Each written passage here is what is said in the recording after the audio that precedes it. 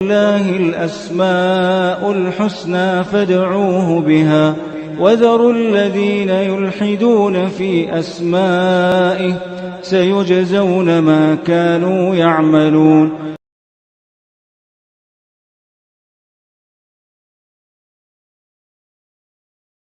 بسم اللہ الرحمن الرحیم الحمد للہ رب العالمین وبہ نستعین وصلی اللہ وسلم علی سید الانبیاء والمرسلین وعلی آلہ واصحابہ اجمعین ومن تبعہم باحسان الی یوم الدین اما بعد.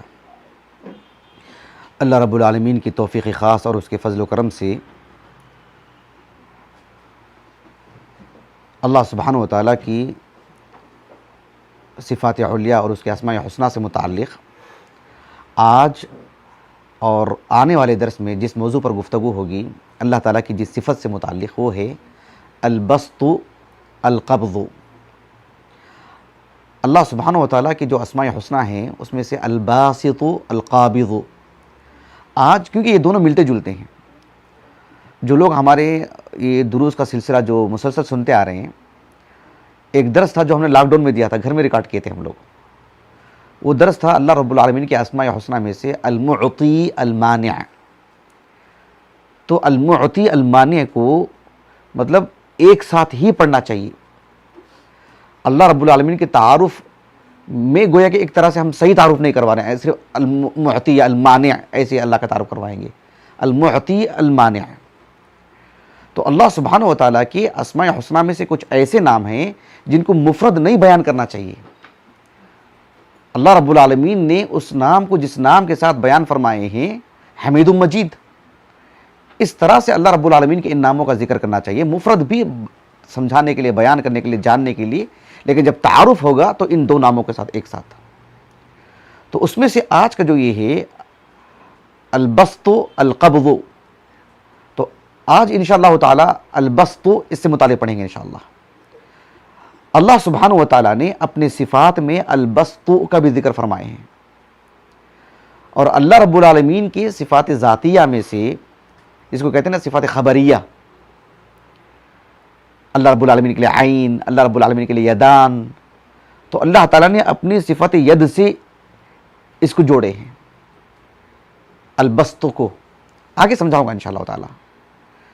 سب سے پہلے جو معمول کے مطابق ہم لفظ کا معنی بتاتے ہیں، یہ آج پہلے معنی معلوم کر لیں گے انشاءاللہ تعالیٰ. معنی اس لیے بھی معلوم کرنا ضروری ہے کہ ہماری جو شریعت ہے شریعت محمدیہ وہ عربی زبان میں ہے، عبرانی زبان میں، کسی اور زبان میں نہیں ہے نا. اللہ تعالیٰ ہمارے خالق ہیں، ہم کو نہیں معلوم کہ ہماری مادری زبان کون سی ہے. یہ لسانیات زبانیں کس نے پیدا کی؟ اللہ نے پیدا کی نا. الگ الگ زبانیں اللہ کی توحید کی نشانی ہے. اس کے باوجود بھی اللہ رب العالمین نے اپنا تعارف عربی ہی میں کروا کے ان سارے بندوں کو دیے ہیں، کیونکہ جو گہرائی اللہ نے اس زبان میں رکھی کسی اور زبان میں نہیں. اللہ سبحانہ و تعالیٰ نے البسط سے متعلق جو اپنا تعارف کروائے ہیں اس کو جاننے کے لیے ظاہر بات ہے عربی زبان میں اس کا کیا معنی ہے وہ جاننا ہے.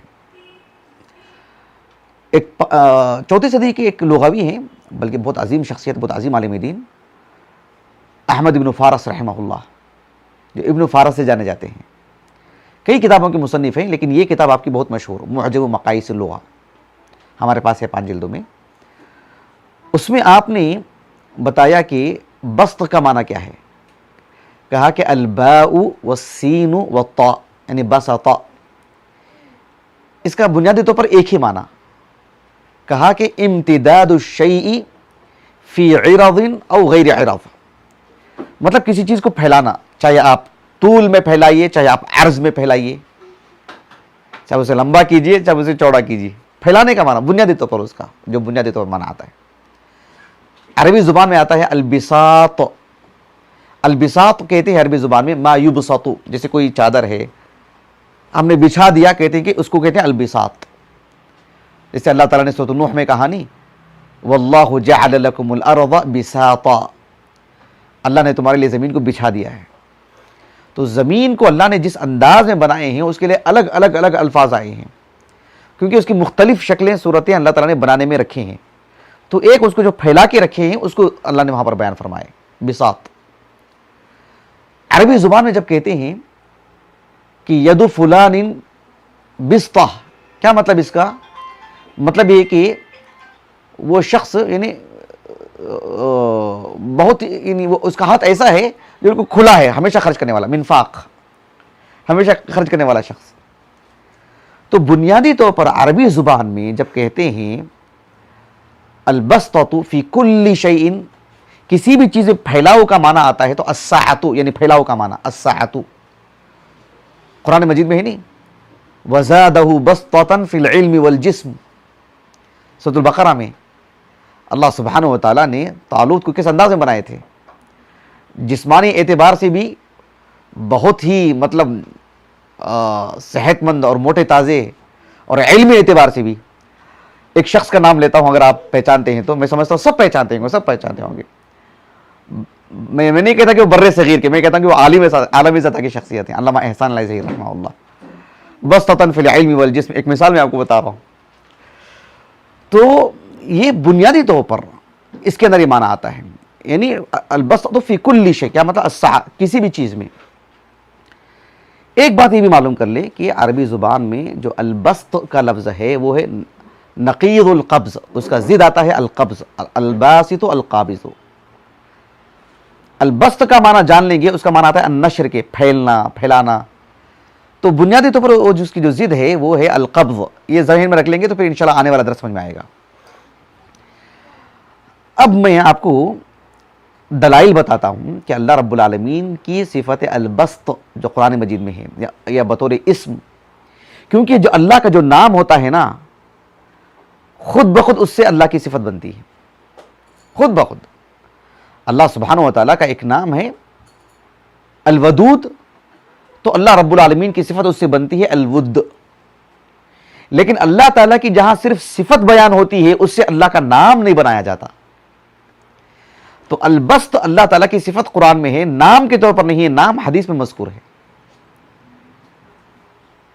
اللہ تعالیٰ نے قرآن مجید میں فرمایا, چلیے ہم آپ سے پوچھتے ہیں کوئی آیت کریمہ ہے جس میں بسط کا فعل آیا ہو اللہ سبحانہ و تعالیٰ کے لیے؟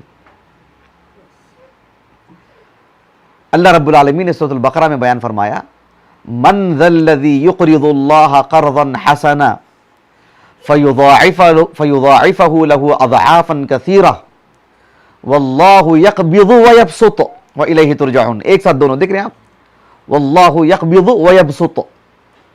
اللہ رب العالمین ہی ہیں جس کو بندوں کی روزی روٹی کبھی تنگ کر کے دیتے ہیں, ایک مقدار میں دیتے ہیں, کسی کو پھیلا کے دیتے ہیں, الگ الگ بندے کو, کبھی اسی بندے کو زندگی میں کے اتار چڑھاؤ ہوتے رہتے ہیں. واللہ یقبض ویبسط. اللہ تعالیٰ نے سورۃ المائدہ میں ایک بہت ہی دل دہلانے والی بات ہے, جنہوں نے اللہ کے بارے میں اتنی بڑی بات کہی, یہودیوں نے اتنی بے ادبی کی اللہ تعالیٰ کے حق میں. اللہ تعالیٰ نے کہا سورۃ المائدہ میں, وقالت اليہود ید اللہ مغلولہ غلت ایدیہم ولعنوا بما قالوا بل یداہ مبسوطتان ينفق کیف یشاء. اللہ تعالیٰ نے کہا کہ یہودی کہتے ہیں کہ اللہ کے ہاتھ بندھے ہوئے ہیں, اللہ دیتا ہی نہیں. اللہ نے کہا کہ ہاتھ تو ان کے بندھے ہوئے ہیں, بخیل تو یہ ہیں. اور جو انہوں نے اتنی بڑی بات جو رب کے حق میں کہی ہے, اس گناہ کی پاداش میں وہ ملعون ہوتے ہیں, وہ سبب کے اعتبار سے. بما قالوا, کہا کہ بل یداہ مبسوطتان, اللہ کے دونوں ہاتھ تو کھلے ہیں. اللہ رب العالمین کی صفت ید پر جو کہتے ہیں نا کہ اس سے مراد قدرت ہے, تو امام احمد رحمہ اللہ کے تلمیذ امام دارمی رحمہ اللہ وہ کہتے ہیں کہ اللہ نے کہا کہ بل یداہ مبسوطتان, یداہ, پھر کیا دو قدرت مراد لیں گے؟ تو ایسے رد کیا آپ نے یہاں کہ بل یداہ مبسوطتان, اللہ کے دونوں ہاتھ کھلے ہوئے. ينفق کیف یشاء, اللہ تعالیٰ کے جیسے چاہتے ہیں خرچ کرتے ہیں. ایک اور آیت ہے جو اس معنی کی تقریباً کئی آیتیں ہیں قرآن مجید میں ایک جگہ سے پڑھتا ہوں, سورۃ الاسراء سے. اللہ تعالیٰ نے کہا ان ربک یبسط الرزق لمن یشاء ویقدر انہ کان بعبادہ خبیرا بصیرا. ابھی تو میں آپ کو دلائل پڑھ رہا ہوں, اس کا معنی مفہوم آگے بتاؤں گا انشاءاللہ آنے والے درس میں بھی. 3 آیتیں میں نے پڑھی ہیں جس میں اللہ رب العالمین کے لیے صفت بسط کا ذکر ہے, خصوصاً اللہ رب العالمین کی صفت ید سے وہ جڑی ہوئی چیزیں. احادیث بھی بہت ہیں. آج کی اس نشست میں, اس درس میں 3 حدیثیں سناتا ہوں اس موضوع سے متعلق. سب سے پہلے حدیث ہے حدیث انس بن مالک رضی اللہ عنہ سے مروی حدیث ہے. یہ جو حدیث ہے صحیحین میں نہیں ہے، سنن اربع کی حدیث ہے. امام ابو داؤد رحمہ اللہ نے اس حدیث کو اپنی السنن کی کتاب الاجارہ میں لائے ہیں. کتاب الاجارہ میں مزدوری کا بیان. امام ترمذی رحمہ اللہ اپنی السنن کی ابواب البیوع میں، اور امام ابن ماجہ رحمہ اللہ اپنے السنن کی کتاب التجارات میں اس میں حدیث لائے ہیں. امام ابو داؤد رحمہ اللہ کبھی کبھار حدیث پر حکم لگاتے ہیں اور کبھی کبھار سکوت اختیار کر لیتے ہیں. تو اس حدیث پر بھی آپ نے سکوت اختیار کیا، کوئی حکم نہیں لگایا آپ نے. امام ترمذی رحمہ اللہ نے کہا ھذا حدیث حسن صحیح، مطلب ایک طریق سے یہ حسن ہے، ایک طریق سے یہ صحیح ہے. حافظ ابن حجر رحمہ اللہ کہ التلخیص الحبیر میرے پاس تو ہے لیکن میں مراجعہ نہیں کیا، لیکن شیخ علوی بن عبد القادر السقاف حفظہ اللہ کی جو کتاب ہے صفات اللہ عز وجل الواردہ فی الکتاب والسنہ، اس میں آپ نے حافظ ابن حجر کے حوالے سے لکھا ہے کہ آپ نے کہا کہ اسناد صحیح علی شرط مسلم، امام مسلم کی شرط پر یہ حدیث صحیح ہے. شیخ البانی رحمہ اللہ جو یوسف القرضاوی رحمہ اللہ کی جو کتاب تھی الحلال والحرام، اس کی تخریج کی آپ نے، اس کا نام رکھا غایۃ المرام، اس میں آپ نے اس حدیث کو صحیح کہا ہے. حدیث سندن صحیح ہے. حدیث کیا ہے کہ آج جیسا لوگ مطلب کہتے رہتے ہیں نا عام طور پر، وہ پرانا زمانہ گیا، آج کے زمانے میں بڑی مہنگائی ہے. کبھی صحابہ کے واقعات سناتے تو کہتے ہیں کہ وہ زمانہ گیا. نہیں، اللہ کے رسول کے زمانے میں کئی مرتبہ مہنگائی ہوئی ہے، ایک دو مرتبہ نہیں. امیر المومنین عمر بن خطاب کے زمانے میں تو اچھی خاصی مہنگائی ہوئی. اب میں وہ میرا موضوع نہیں ہے. تو ایک مرتبہ ایسا ہوا کہ اچھی خاصی مہنگائی، اتنی مہنگائی کہ بھی چیزوں کی قیمت بڑھ گئی ہے. گیس سلنڈر کی قیمت بڑھ گئی ہے، دودھ کی قیمت بڑھ گئی ہے، اور کیا پیاز کی قیمت بڑھ گئی. آج کے دور کے اعتبار سے اس دور میں کچھ چیزوں کی قیمت بڑھ گئی تھی جو انسان کی ضروریات ہیں، ضروریاتی زندگی. اللہ کے رسول کے پاس صحابہ آئے اور آ کر کے کہا کہ یا رسول اللہ غلط سعر، اشیاء کی قیمتیں بڑھ گئی، آسمان کو چھو رہے ہیں، کہاں سے خریدیں گے ہم، وہ بھی ضروریاتی زندگی. اب آپ سے کیوں کہہ رہے ہیں؟ اس لیے کہہ رہے ہیں کہ فسعر لنا، آپ بازار آئیے یا ایک خطبہ ارشاد فرمائیے اور لوگوں سے کہہ دیجئے کہ اس چیز کو اتنی قیمت میں بیچنا، اس کو اتنی قیمت میں بیچنا. آپ ایک قیمت مقرر کر دیجئے تاکہ عام آدمی بھی خرید سکے. اللہ کے رسول نے کہا سبحان اللہ، کہا کہ ان اللہ هو المسعر، قیمتوں کا جو اتار چڑھاؤ ہوتا ہے وہ رب کی طرف سے ہوتا ہے، وہ اللہ کے ہاتھ میں ہے. پیاز کی قیمتیں بڑھتی ہیں، کیوں بڑھتی ہیں؟ ہاں کچھ لوگ ذخیرہ کر کے رکھ لیتے ہوں گے، بڑے تاجر لوگ، وہ تو غلط ہے اسلامی تعلیمات کی روشنی میں، وہ تو حرام ہے. لیکن کبھی کبھار پیداوار ہی کمی ہوتی ہے نا. اللہ کے رسول نے کہا کہ جو ہے مطلب ٹماٹر کیوں مہنگا ہوتا ہے؟ پیداوار کی کمی ہو رہی ہے. تو میں قیمت نہیں مقرر کروں گا، وہ اللہ کے ہاتھ میں، مستحق تو اللہ ہے. میں اللہ سے برکت کی دعا کروں گا کہ اللہ اتنی برکت دے کہ لوگوں کو آسانی سے مل جائے. لیکن میں یہ نہیں کرتا ان اللہ هو المسعر، مسعر اللہ ہے، یعنی اللہ کے ہاتھ میں ہے وہ سب، قیمت کا اتار چڑھاؤ. لیکن کیا کہا اللہ کے رسول نے؟ کہا کہ ان اللہ هو المسعر الباسط القابض الرازق، ایسے کہا اللہ کے رسول نے، ان اللہ هو المسعر الباسط القابض الرازق. لیکن کہا کہ میں بازار جا کے قیمت مقرر نہیں کروں گا. حالانکہ آپ سبحان اللہ، مدینہ ایک مسلم ریاست ہے. اللہ کے رسول جانتے ہیں کیا کہا اس کے بعد؟ کتنی پاکیزہ زندگی تھی دیکھو اللہ کے رسول کی بعثت امیر. اللہ کے رسول نے کہا صلی اللہ علیہ وسلم انی لارجو ان القى اللہ، کہا کہ مجھے اللہ کی ذات سے قوی یقین ہے کہ میں جب اللہ سے ملاقات کروں گا حشر کے میدان میں جہاں حساب کتاب ہوگا تو میری صورتحال کیا ہوگی پتہ ہے؟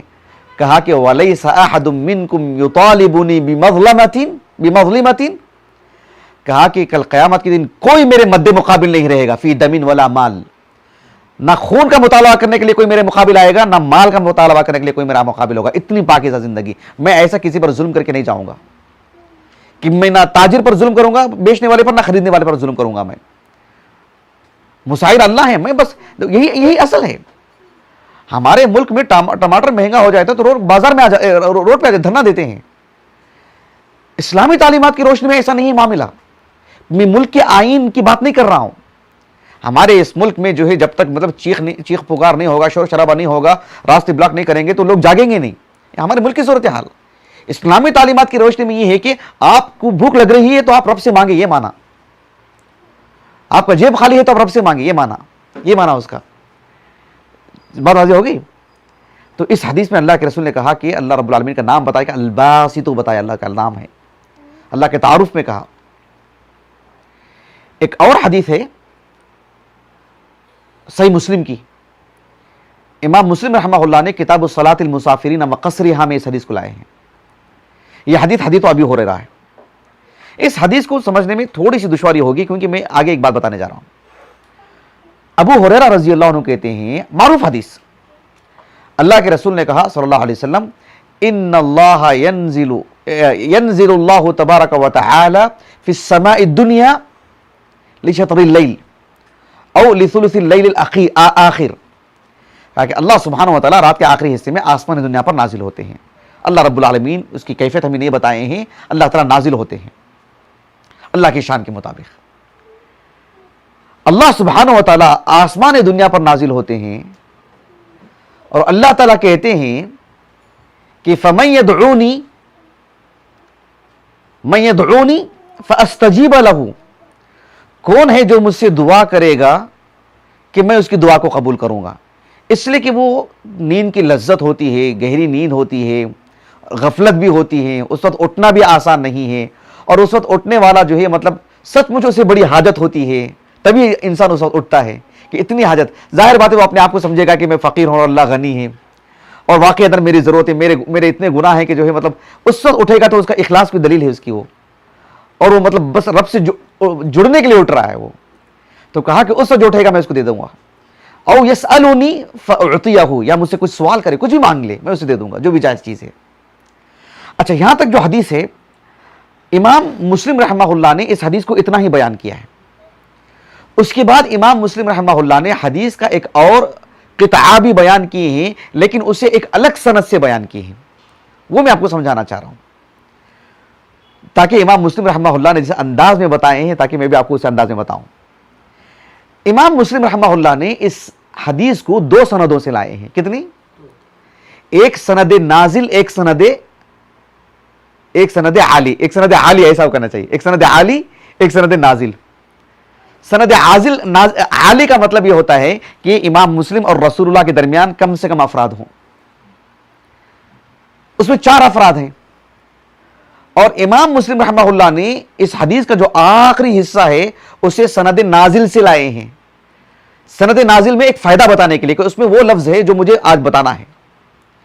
امام مسلم رحمہ اللہ نے اس حدیث کو جس صحابی سے لائے ہیں وہ کون تھے؟ ابو ہریرہ رضی اللہ عنہ. اس حدیث میں، اس سند میں ابو ہریرہ رضی اللہ عنہ کے جو تلمیذ ہیں ان کا نام ہے جو ابن مرجانہ سے جانے جاتے ہیں. کس سے؟ ابن مرجانہ. مرجانہ ان کی ماں کا نام ہے، والدہ کا نام. یہ جو تابعی ہیں ان کا نام ہے جو اوسط تابعین میں شمار ہوتا ہے، ان کا 90 پر 7 ہجری سے وفات ہے. ان کا نام ہے سعید. کیا نام ہے؟ سعید ابن عبداللہ القرشی. لیکن وہ ابن مرجانہ سے جانے جاتے ہیں. مرجانہ ان کی والدہ کا نام ہے، والدہ کی طرف نسبت. تو یہ جو صاحب ہیں ابن مرجانہ رحمہ اللہ، ان کے جو تلمیذ ہیں ان کے تلمیذ کا نام ہے سعد ابن سعید. کیا نام ہے؟ آپ جانتے ہیں تابعین میں ایک نام آتا ہے یحییٰ ابن سعید الانصاری، جو ایک صحابی کے پوتے ہیں، یحییٰ ابن سعید ابن قیس الانصاری. 140 پر 4 ہجری سے وفات ہے ان کا. وہ تو شیخین کے رجال میں سے ہیں. ان کے بھائی ہیں یہ سعد ابن سعید الانصاری. 140 پر 1 ہجری سے وفات ہے. صحیح مسلم کے روات میں سے، لیکن صحیح بخاری کے تعلیقات میں ان کا نام آتا ہے. تو یہ جو ہیں یحییٰ، کیا نام بتا رہا تھا میں، سعد ابن سعید. وہاں تک بات ہو گئی. اب دیکھو ان کے 2 تلمیذ، اب 2 تلمیذ سے 2 جدا جدا حدیث لے کر آئے امام مسلم رحمہ اللہ. ان کے ایک تلمیذ ہیں جن کا نام ہے محاضر. ہم بولتے ہیں محاضرہ دینا، محاضر ابن المورع. ان کی کنیت بھی تھی ابو المورع. 206 ہجری سے وفات ہے ان کا. صحیح مسلم کی روایت میں سے ہے. انہوں نے جو حدیث بیان کی ہے وہ ہم نے اب تک سنا دیا آپ کو. لیکن جو سعد ابن سعید الانصاری ہیں ان کے ایک اور تلمیذ ہیں، ان کا نام ہے سلیمان ابن بلال القرشی. علماء مدینہ میں سے، کتب ستہ کی روایت میں سے ہیں. 177 ہجری سے وفات ہے ان کا. ان کی طریق سے ایک اور جملہ بھی اللہ کے رسول حدیث کا ایک اور جملہ بیان کی ہے جو انہی کی سند سے ملتا ہے، وہ ہمارے موضوع سے متعلق ہے. اب دیکھو حدیث میں کیا بات ہے. ابو ہریرہ رضی اللہ عنہ نے رسول اللہ صلی اللہ علیہ وسلم کی اس حدیث کو جو سنائے, آخر میں بھی یہ بھی بات ہے کہ اللہ سبحانہ و تعالیٰ کہتے ہیں کہ من یدعونی فاستجیب لہ, کون مجھ سے دعا کرے گا میں اس کا جواب دوں گا, یعنی اس کی دعا قبول کروں گا, یہ معنی اس کا. اور یسألونی فاعطیہ, مجھ سے سوال کرے میں اسے دوں گا. تو حدیث میں ان کی طریق سے الفاظ ہیں سلیمان ابن بلال رحمہ اللہ سے کہ اللہ سبحانہ و تعالیٰ ثم یبسط یدہ, پھر اللہ اپنا ہاتھ پھیلاتے ہیں. ثم یبسط یدہ تبارک و تعالی ویقول, اللہ تعالیٰ پھر اپنا ہاتھ پھیلاتے ہیں اور ہاتھ پھیلا کر کے اللہ سبحانہ, اندازہ لگائیے, اللہ تعالیٰ ہاتھ پھیلا کر کے پوچھ رہے ہیں, بندے سے کہہ رہے ہیں کہ من یقرض, کیا کہہ رہے ہیں, کون قرض دے گا, من یقرض, کون قرض دے گا مجھے. اور قرض کس کو دے رہے ہیں تم, کہا کہ غیر عدوم ولا ظلوم, یعنی اللہ سبحانہ و تعالیٰ کہنے کہ مجھے اب اٹھ کر کے کون قرض دے گا مجھے. قرض دینے سے کیا مراد ہے, کون عبادت کرے گا, کون نماز پڑھے گا, کون تلاوت کرے گا, کون دعا کرے گا, کون استغفار کرے گا. یعنی اللہ سبحانہ و تعالیٰ نے اپنی اطاعت کو, اپنی عبادت کو جو بندے سے کروا رہے ہیں اسے قرض سے تعبیر کر رہے ہیں کہ گویا کہ تم عبادت کرے گو, گویا کہ تم مجھے قرض دے رہے ہو, تم کو دینا ہی پڑے گا مجھے. من یطیعنی نہیں کہہ رہے کون میری اطاعت کرے گا, من یعبدونی نہیں کہہ رہے کہ من یقرض, کون قرض دے گا اٹھ کر کے مجھے. اور قرض دے رہے کس کو تم, کہا کہ غیر عدوم. عدوم کہتے ہیں, آپ نے اس حدیث کو سنا ہوگا نا, جب ام المؤمنین خدیجہ رضی اللہ عنہا کے پاس رسول اللہ صلی اللہ علیہ وسلم غار حرا سے اتر کر کے آیا تو آپ نے کیا کہا, تکسب المعدوم, یعنی آپ کیا کرتے ہیں, تکسب المعدوم. معدوم کس کو کہتے ہیں معلوم, صرف فقیر کو نہیں کہتے, صرف فقیر کو نہیں کہتے. ایک آدمی وہ ہے جس کے پاس کہتا ہے کہ میرے پاس صلاحیت ہے لیکن کام نہیں. آپ کام تو دے سکتے ہیں نا, میرے پاس جسمانی اعتبار سے طاقت ہے. جس کسی آدمی کو دیکھتے ہیں کہ مانگ رہے ہیں, ہٹے کٹے ہو جا کے کام کرو, کہتے نہیں کہتے. ایک آدمی کے پاس کچھ ہے ہی نہیں, نہ جسمانی طاقت ہے کرنے کے لیے, کچھ بھی نہیں کر سکتا ہے. تو اللہ کے رسول ایسا کرتے تھے کہ اس شخص کے لیے اپنے گھر کی کمائی کے بعد اس کے لیے باہر جا کے تجارت کر کے چلا کے دیتے تھے. یہ کوئی فلمی دنیا کی بات نہیں ہے, ذاتی وقتی طور پر کسی کو دکھانے کے لیے ایسا ہم کرتے ہیں. یہ دیکھو معاشرے کا اچھا انسان. اللہ کے رسول عملی زندگی تھی, اور کہا کہ تکسیبو فعل مضارع, یعنی مسلسل عمل تھا اللہ کے رسول کا. یہ یعنی اپنے گھر کو جا کے تجارت کرنے کے بعد پھر الگ سے جا رہے, کس کے لیے جا رہے, میں اس کے لیے جا رہا ہوں. یہ مانا عجیب و غریب بات ہے. اللہ اکبر. المعدوم اس کو کہتے ہیں. تو اللہ نے اپنے لیے کہا کہ من یقرض, کون قرض دے گا مجھے, کس کو بھائی, کہا کہ غیر عدوم. آپ جس کو قرض دے رہے ہیں نا وہ عدوم نہیں ہے. وہ مطلب ایسا نہیں کہ اس کے پاس کچھ نہیں ہے. اللہ تعالیٰ تو بے نیاز ہے, غنی ہے رب العالمین. تو ایسا نہیں کہ تم جس کو دے رہے ہو وہ کوئی عدوم ہے, اس کے پاس کچھ نہیں ہے. اللہ سبحانہ و تعالیٰ بس آپ کو نوازنا چاہ رہے ہیں, یہ مانا اس کا. اور کہا کہ ولا ظلوم, ایسا نہیں کہ تمہارے سے عبادت کروا کے تمہیں کچھ دینے کی بات نہیں ہے, ایسا نہیں ہوگا. اللہ سبحانہ تم ایک نیکی کرو گے, من جاء بالحسنۃ فلہ عشر امثالها, تم ایک کرو گے 10 اجر ملیں گے آپ کو. تو کہا کہ کتنی بڑی بات ہے. یہ اللہ رب العالمین رات کے آخری وقت میں اٹھ کر کے ہاتھ پھیلا کے کہہ رہے ہیں رب العالمین, ثم يبسط تبارک و تعالی ثم يبسط يده تبارک و تعالی ويقول, اپنا ہاتھ پھیلا کے رب العالمین کہہ رہے ہیں. یہ کوئی چھوٹی موٹی بات ہے. اللہ اکبر. ایک اور حدیث ہے صحیح مسلم کی کتاب التوبہ میں, کتاب التوبہ میں جو حدیث ہے وہ ابو موسیٰ الاشعری سے مروی ہے رضی اللہ عنہ. ابو موسیٰ یہ حدیث بڑی عجیب و غریب ہے. ابو موسیٰ الاشعری رضی اللہ عنہ کہتے ہیں اللہ کے رسول صلی اللہ علیہ وسلم نے فرمایا, یہ حدیث کہتے ہوئے خود مجھے مت سمجھنا, اللہ اکبر, یعنی کیسی بات ہے سبحان اللہ. اللہ کے رسول نے کہا صلی اللہ علیہ وسلم کہ اللہ سبحانہ و تعالیٰ کہا کہ ان اللہ تعالی یبسط یدہ, اللہ رب العالمین اپنا ہاتھ پھیلاتے ہیں. کب اللہ رب العالمین اپنا ہاتھ پھیلاتے ہیں, کہا کہ ان اللہ یبسط یدہ فی اللیل, اللہ تعالیٰ رات میں اپنا ہاتھ پھیلاتے ہیں, پوری رات. کیوں؟ لیتوب مسیء النہار, جس نے دن میں گناہ کر لیا ہے وہ توبہ کر لے. اللہ کے رسول صلی اللہ علیہ وسلم نے کہا اللہ سبحانہ و تعالی ہاتھ پھیلاتے ہیں اپنا, کہا کہ ثم یبسط یدہ بالنہار, پھر دن بھر اللہ رب العالمین اپنا ہاتھ پھیلاتے ہیں. لیتوب مسیء اللیل, تاکہ رات میں جس نے گناہ کیا ہے وہ دن کے کسی بھی وقت میں رب سے توبہ کر لے. اللہ تعالیٰ, اب اندازہ لگائیے کہ اللہ رب العالمین انسان کو اتنا سب کچھ فراہم کر کے بھی اگر مر جائے, اس کے لیے اگر اللہ تعالیٰ جہنم میں ڈال رہے ہیں, اللہ تعالیٰ ظالم ہے. تصور کیجیے آپ. تو اللہ سبحانہ و تعالیٰ اپنا ہاتھ پھیلائے دن بھر کے بھائی تم نے رات میں جو گناہ کیا توبہ کر لو. کتنی بڑی بات ہے, اللہ اکبر, کوئی چھوٹی موٹی بات نہیں ہے. تو یہ سب دلائل تھے. امام محمد بن جریر الطبری رحمہ اللہ جو امام المفسرین ہیں, ان کی جو تفسیر ہے جامع البیان فی تأویل عنائی القرآن, جو علمی دنیا میں تفسیر طبری سے جانی جاتی ہے, اس میں امام طبری رحمہ اللہ نے جو آیت کریمہ تھی نا سورۃ البقرہ کی, جو میں نے پڑھ کر کے سنایا تھا, کوئی سنا سکتے ہیں کم از کم آیت کریمہ کا آغاز؟ من ذا الذی یقرض اللہ قرضا حسنا فیضاعفہ لہ اضعافا کثیرہ, اس کے بعد واللہ یقبض ویبسط.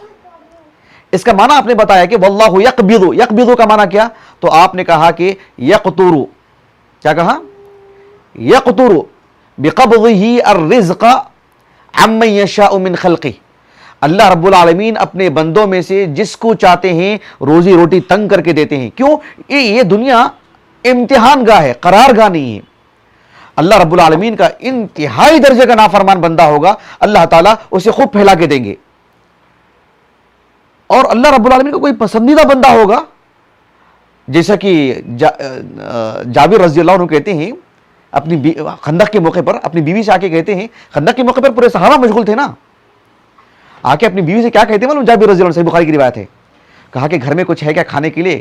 کہتے ہیں کہ اس لیے کہ میں نے اللہ کے رسول کو بات کرتے ہوئے دیکھا بھوک برداشت نہیں ہو رہی اللہ کے رسول کو, میں نے اللہ کے رسول کو دیکھا کہ بھوک برداشت نہیں ہو رہی آپ کو, کہنے کو دو پتھر باندھے ہوئے ہیں لیکن آپ سے بات نہیں ہو رہی ہے بھوک کی وجہ سے, کچھ ہے کیا جلدی پکاؤ. تو دیکھو ایک سید المرسلین جو اللہ کے رسول کے سب سے محبوب بندے ہیں, اللہ کے رسول کے کہہ رہا ہوں, اللہ تعالیٰ کے سب سے محبوب بندے ہیں, اللہ سبحانہ و تعالیٰ نے مطلب آپ کے لیے معاملہ اختیار فرمایا. تو اس دنیا میں ایسا کوئی معاملہ نہیں ہے, اس سے اللہ تعالیٰ کی رضا اور رب محبت جڑی ہوئی نہیں ہے کہ اللہ تعالیٰ جسے محبت کریں گے اسے دیں گے. تو ایسا اللہ رب العالمین کسی کو تنگ کر کے دیتے ہیں. کہا کہ وَيَبْسُطُ, کہا کہ وَيُوَسِّعُهُ بِبَسْطَةِ الرِّزْقِ عَلَى مَن يَشَاءُ مِنْ عِبَادِهِ. اللہ رب العالمین اپنے بندوں میں سے جس کو چاہتے ہیں پھیلا کے دیتے ہیں. تو اللہ تعالیٰ الباسط ہیں, القابض ہیں. آخری بات ہمارے درس سے متعلق, شیخ الاسلام ابن تیمیہ رحمہ اللہ ایک جلیل القدر عالم دین ہے, اور بالخصوص اللہ رب العالمین کے تعارف میں آپ نے کیا کچھ لکھا, کیا کچھ دفاع کیا, وہ ایک عجیب و غریب موضوع ہے. شیخ الاسلام ابن تیمیہ رحمہ اللہ سے لوگ سوالات بھی کرتے تھے تو آپ جوابات دیتے تو ایک رسالہ کتابی شکل بن جاتی تھی. وہ ایک علاقہ ہے تدمر, اس کا نام, کیا نام؟ تدمر, جو ملک شام ہے نا, جغرافیہ اعتبار سے اٹھا کے دیکھیں آپ, ملک شام سیریا, اس کی جو راجدھانی ہے عاصمہ, کیا نام ہے اس کا؟ دمشق.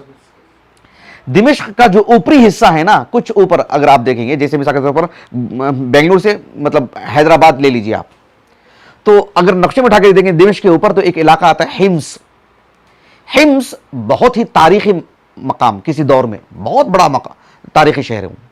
حمص سے بھی کچھ اوپر جائیں گے آپ تو پھر آپ کو وہ علاقہ ملے گا جس کا نام ہے تدمر. جغرافیہ اعتبار سے میں آپ کو بتا رہا ہوں. تدمر سے یہ سوال آیا تھا شیخ الاسلام تیمیہ رحمہ اللہ کو اللہ رب العالمین کے صفات سے متعلق, تو آپ نے جواب دیا, تو اسی لیے وہ الرسالہ تدمریہ سے جانا جاتا ہے. اس میں دو باتیں ہیں, ایک ہے اللہ رب العالمین کے صفات سے متعلق, دوسرا ہے الایمان بالقدر سے متعلق, کیونکہ اسی میں زیادہ الجھن رہی ہے. تو پہلا حصہ اللہ تعالیٰ کی صفات سے متعلق ہے. شیخ الاسلام ابن تیمیہ رحمہ اللہ نے اس بات کو تو بہت ہی مطلب جگہ جگہ بیان کی ہیں, خاص کر اشاعرہ پر رد کیے, کیونکہ اشاعرہ کیا کرتے ہیں کہ اللہ رب العالمین کی کچھ صفات کو تسلیم کر لیتے ہیں, جیسے کہ السمع ہے, البصر ہے, الحیات ہے, القدرہ ہے, الارادہ ہے, ان سب صفات کو تسلیم کرتے ہیں. تو شیخ الاسلام ابن تیمیہ رحمہ اللہ نے کہا القول فی الصفات کالقول فی البعث. آپ کچھ صفات کو جو تسلیم کر رہے ہیں نا, کس بنیاد پر تسلیم کر رہے ہیں؟ اسی قاعدے کی روشنی میں سارے صفات کو بھی مانیے نا. اللہ تعالیٰ کی صفت نزول میں تعویل, صفت السمع میں تعویل کیوں نہیں؟ وہ اللہ تعالیٰ کے لیے صفت الحیات مان لے رہے ہیں, صفت النزول کیوں نہیں مان رہے ہیں؟ یہاں ماننے میں, یہاں انکار کرنے میں قاعدہ کیا ہے, فرق کیوں؟ یہاں تشبیہ لازم نہیں آتی, صرف یہی تشبیہ لازم آتی ہے. کہا کہ القول فی الصفات کالقول فی الذات. آپ اللہ تعالیٰ کے وجود کو مانتے نہیں مانتے؟ مانتے تو ہے نا, تو اللہ رب العالمین کی صفات کو کیوں نہیں مانتے؟ تو پھر وجود میں تشابہ لازم نہیں آتا ہے, اشتباہ لازم مطلب اس میں مطلب یہ نہیں ہوتی یہ چیز, اس میں تمثیل والی بات نہیں آتی. میرا بھی تو وجود ہے, جانوروں کا بھی وجود ہے. تو جب رب کے وجود کو مانتے ہو تو پھر اللہ سبحانہ و تعالیٰ کی جب ذات پر آپ جس قاعدے کی روشنی میں آپ مخلوق سے ہٹ کر کے مانتے ہیں تو سارے صفات کو اللہ تعالیٰ کی اسی قاعدے کے حساب سے مانیے. اس پر آپ نے خوب گفتگو کی اس رسالے میں. تو اس آیت کریمہ اس آج کا جو ہمارا موضوع اس میں بھی شیخ الاسلام ابن تیمیہ نے کہا رحمہ اللہ کہ کہا کہ وَوَصَفَ نَفْسَهُ بِبَسْطِ الْيَدَيْن, کہا کہ اللہ رب العالمین نے اپنی ذات کے تعارف کرواتے ہوئے اللہ تعالیٰ نے اپنی یدان کو بسط سے جو ہے مطلب متصف فرمائے ہیں. جیسے کہ وہ آیت کریمہ سورۃ المائدہ کی جو بھی میں آپ کو پڑھ کے سنا, بل یداہ مبسوطتان ينفق کیف یشاء. اللہ رب العالمین نے بسط کی صفت اپنی ذات کے لیے بتائی نا, اللہ تعالیٰ نے خود بسط کی صفت مخلوق کے لیے بھی بتائی ہے. مخلوق کے لیے بھی کہا کہ وَوَصَفَ بِبَعْضِ خَلْقِهِ بِبَسْطِ الْيَدِ, اللہ رب العالمین نے اپنی مخلوقات کے لیے بھی, اپنے مخلوق کے لیے بھی بسط کی صفت بتائی ہیں. کوئی بتا سکتے؟ سورۃ الاسراء کی آیت کریمہ ہے وَلَا تَجْعَلْ يَدَكَ مَغْلُولَةً إِلَىٰ عُنُقِكَ وَلَا تَبْسُطْهَا كُلَّ الْبَسْطِ آیت کریمہ وَلَا تَبْسُطْهَا كُلَّ الْبَسْطِ. تو بسط اللہ رب العالمین نے انسان کے لیے جوڑے, اللہ رب العالمین نے انسان کو اس سے متصف فرمائے. کہا کہ تمہارے اندر ایسا نہیں ہونا چاہیے کہ ہاتھ کھلا مطلب کھول دیں, مطلب مکمل خرچ کر دیں. تو ابن تیمیہ نے کہا رحمہ اللہ کہ اللہ نے اپنے یدان کے لیے بھی بسط کی صفت بیان فرمائے ہیں اور مخلوق انسان کی ید کے لیے بھی بسط فرمائے ہیں. تو شیخ الاسلام ابن تیمیہ رحمہ اللہ نے کہا کہ وَلَيْسَ الْيَدُ كَالْيَدِ وَلَا الْبَسْطُ كَالْبَسْطِ, یہ آپ نے کہا جس طرح سے خالق کا ہاتھ خالق کے لیے, مخلوق کا ہاتھ مخلوق کے لیے, اس میں کوئی تشابہ نہیں, کوئی مطلب اس میں تمثیل والی بات نہیں. ویسے بسط رب کا بسط الگ ہے, رب کے لیے بسط الگ ہے, مخلوق کے لیے بسط الگ ہے. اللہ رب العالمین نے کہا وَهُوَ السَّمِيعُ الْبَصِيرُ, اللہ تعالیٰ سمیع ہے, البصیر ہے.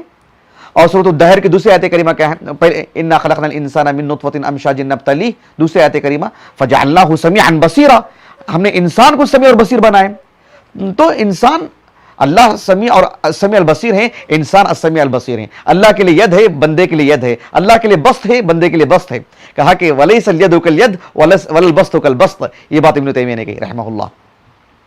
یہ آج کے درس سے متعلق. انشاءاللہ آنے والے درس میں القبض جو اللہ سبحانہ و تعالیٰ کی ایک صفت ہے, اس سے متعلق اس کا معنی, اس سے متعلق قرآن کی آیات, احادیث, پھر اس کا کیا معنی مفہوم ہے, اس پر انشاءاللہ روشنی ڈالی جائے گی.